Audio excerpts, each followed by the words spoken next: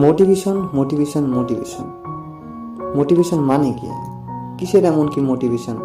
সব জিনিসের মধ্যে মোটিভেশন লাগে, কি কারণ? মোটিভেশন এমন একটা জিনিস যে কোনো মানুষকে একটা সফল জায়গায় পৌঁছে দিতে পারে। মোটিভেশন এমন একটা জিনিস যে কোনো কিছু একটা মানুষ করে দিতে পারে।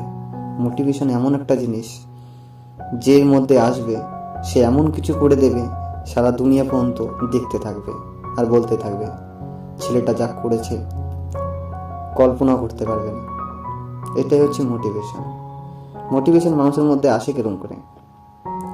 কিছু একটা করার চাহিদা থাকে তার মধ্যে, অনেক দিন ধরে যে ইচ্ছে যে আমি এটা করব, এটা করে আমি একটা জায়গায় পৌঁছাতে চাই, এরকম জিনিস দিয়ে মানুষের মধ্যে মোটিভেশন আসে। মোটিভেশন যে কোনো জিনিস হতে পারে, যে কোনো জিনিস ইচ্ছে হতে পারে। সব থেকে মেন মোটিভেশন ওখানে লাগে যেখানে মানুষের হচ্ছে গিয়ে সাকসেসফুল হওয়ার জন্য মোটিভেশনটা বেশি প্রয়োজন পড়ে।